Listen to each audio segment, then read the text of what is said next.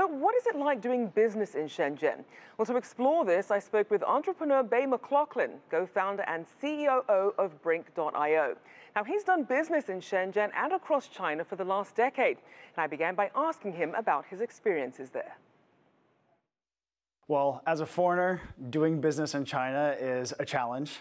I don't know if it's ever going to be super easy, but I've been there for 4 years now, and I'm actually quite fortunate. So for me, I have an amazing team in China, which is one of the things I recommend to most people, is to find great partners locally. However, the government's been trying to do a lot, even in just the short 4 years that I've been there, to try to make it easier for foreigners like myself to come in with innovative ideas or funding or some sort of IP transfer, because they really do want to attract the world's best innovators to South China. And Shenzhen has opened up a lot of different schemes and programs, but really it's not just Shenzhen, it's all of South China and the Greater Bay Area, like Guangzhou, Hong Kong, Macau, and all the other 8 cities that are part of the Greater Bay. Now, I'm sure from your point, it's easy to compare Shenzhen with Silicon Valley. So what would you say are the biggest commonalities and what are the main differences? Well, you're not the only one to ask. A lot of people try to compare and contrast Silicon Valley to China, and I really don't know if you can. It's not really an apples-to-apples comparison. I lived in Silicon Valley for nearly a decade, and I've been in South China for about 4 years now, and I still find more differences and commonalities. The pace is different, the culture is different, the mentality is different, the startups are very different.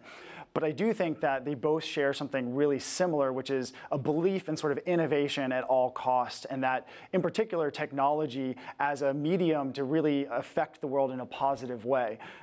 So I really do think that that's something that they all really share, but I think that you really need the best of both worlds, because if they were really so similar, then you wouldn't need just both of them. You could just use one or the other. But I think you really do need East and West today if you want to be a global business that has a lot of impact. And I do think that China is really on that level with Silicon Valley now. You need to be working or doing something with China if you want to be relevant. Now, Shenzhen has certainly undergone a lot of changes over the years. How would you summarize the changes that you've seen given your experience?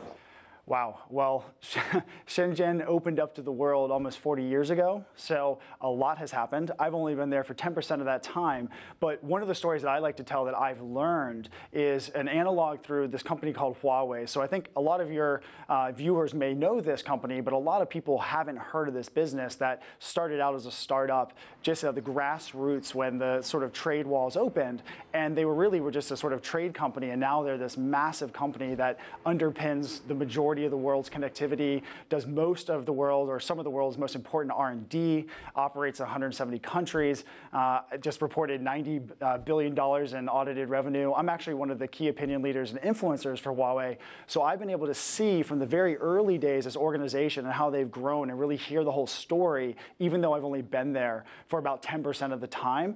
But in that short time, I'm seeing things like the government regulations are changing, the willingness to attract foreigners in every capacity is changing really dramatically, although I do like to kind of give China a little bit of feedback here and say that there's still a long way to go. It's not super easy and it's not perfect by any means for foreigners like myself to jump in and do business today.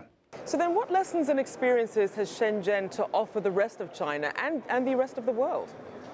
A couple of quick things come to mind. I think the first and foremost is innovation at all cost, and also the connectivity to the West. I think you've seen or you've heard of big companies like Alibaba or other companies that come out of North China like Hangzhou or Beijing, but when they're all tied up in China and they don't really have that connectivity to the West, especially in the early days, the businesses evolve quite differently. So I think Shenzhen, having been so close to the border and the open of the Western world through Hong Kong and Macau, that I think they've really seen that requirement to be open. And that's actually, President Xi announced this just a couple of months ago, that he wants South China, what we're calling the Greater Bay now, to be the most open that China's ever been. And Shenzhen is certainly that portal, but I think it's not just Shenzhen again. I think you're saying Hong Kong, Shenzhen, and Guangzhou, what our company at Brink, we call the IOT Trifecta, is really the sort of highway of innovation for the rest of the world to enter and partner with China. And Bay, it's interesting because when we look at Shenzhen, 38 years ago, it became China's first special economic zone, and it's also the 40th anniversary of China opening up. So we've really seen it grown. And tell us, how significant is Shenzhen to China's overall plan to open up and continue to open up?